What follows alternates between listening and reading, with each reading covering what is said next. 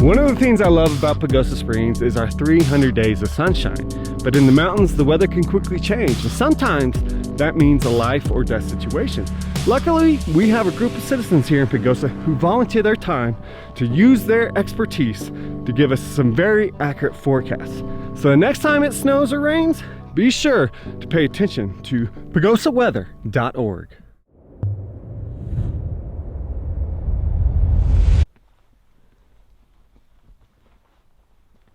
I couldn't believe when I moved up here in late 2019 how much more challenging it is to try to do weather here. We have, if I had to just make a guess, I'd say at least 50 microclimates within Archuleta County. I mean, it's just crazy.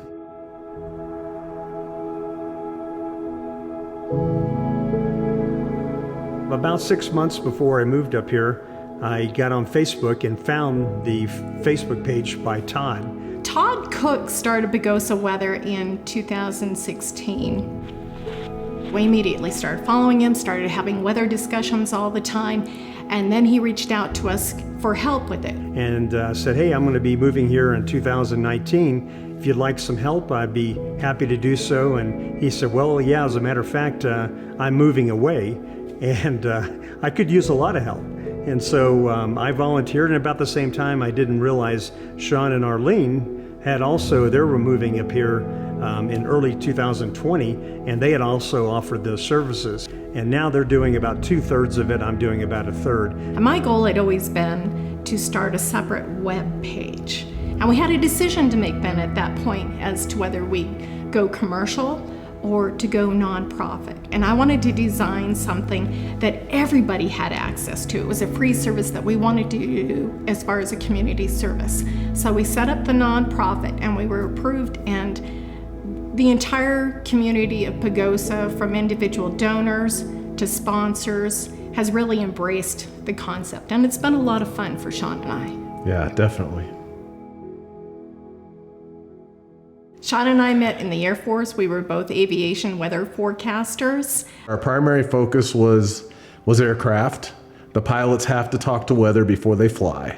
The pilots aren't just concerned whether it's going to rain or snow. They want to know base of clouds, tops of clouds, turbulence, icing, winds. We did have the power to cancel missions, or often what would happen is the time periods would be changed. And then that sometimes would frustrate the pilots, especially when they really wanted to fly. After we retired out of the Air Force in 2011, we full-time RV'd for 9 years. And Sean had a spreadsheet of different places, mountain towns, that we could possibly live. And Pagosa had always been on that list. So when we came here in 2016, we immediately went out and took a look around at the area, and we made the decision there that this was going to be the place for the rest of our lives. My profession has been photography. I discovered photography while in high school, fell in love with it because it was a marriage of art and science, which I've always loved. 8th grade science class, started learning about meteorology. It really hit me when I started working as a commercial photographer, because I could go out and start making my forecasts for my client. So it helped me a lot in actually keeping my clients and keeping them happy, and also helped me for just trying to schedule multiple assignments and working around the weather. I did that up until 2019, became semi-retired in 2019, moved up to Pagosa Springs, and am loving it up here.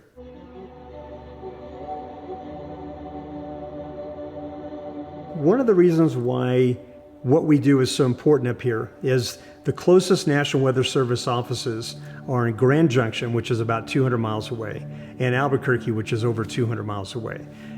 The really frustrating part is that we're on the fringes of not only their forecasting, but we're on the fringes of their Doppler radar. So we only see storms here because we're so far away from the Grand Junction radar and so far away from the Albuquerque radar. Storms have to be over 25,000 feet high for us to see them. In the middle of summertime, that's not as bad of a problem because storm heights can get over 30,000, and the radar, even at the edge of it, can still see the storms. What's frustrating, if you look at the radar right now, we have snow coming down, by the way, you won't see any of that on the radar. A thunderstorm may impact just the 5 square mile area. You know, I'm sure we've all seen where your neighbor down the road gets hit and you're wondering, what are they talking about? Same thing with snow. We live up here at about 8,000 feet, so it's been snowing all day here, but then you go downtown and it'll be light rain with maybe snow mix on the same day. And we can end up with twice as much snow, and yet we're only 7 miles away from downtown. And that's the kind of thing that you can see on radar that we can't see here in Archuleta County. In that, we get more into depending on high resolution models.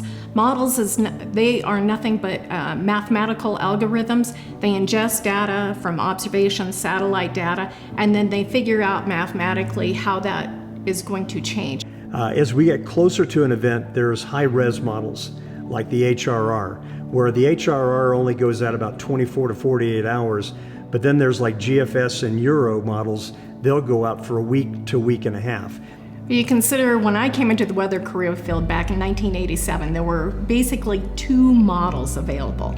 And now there are 80 different models available. So our job more is deciding which one to take and going forward that's going to do the best here in the mountains for us. Because we're focused here, we can be very specific. And that's one thing, unfortunately, the National Weather Service, they're focused on all of eastern Utah and all of western Colorado. So they're kind of spread a little thin. And we focus just on Archuleta County. So we can be more specific with temperatures and timing and precip amounts and those kind of things. And especially when you have, what could be considered severe weather, it could be very important. To me, it's very important that we offer our services up here because a lot of people would have a hard time getting good forecasts.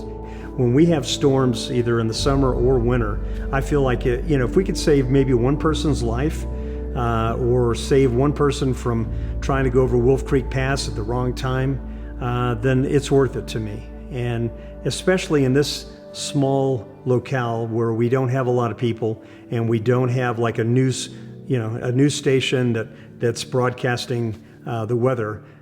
It makes me feel really good that we can do this for the community. Hey, thanks for watching.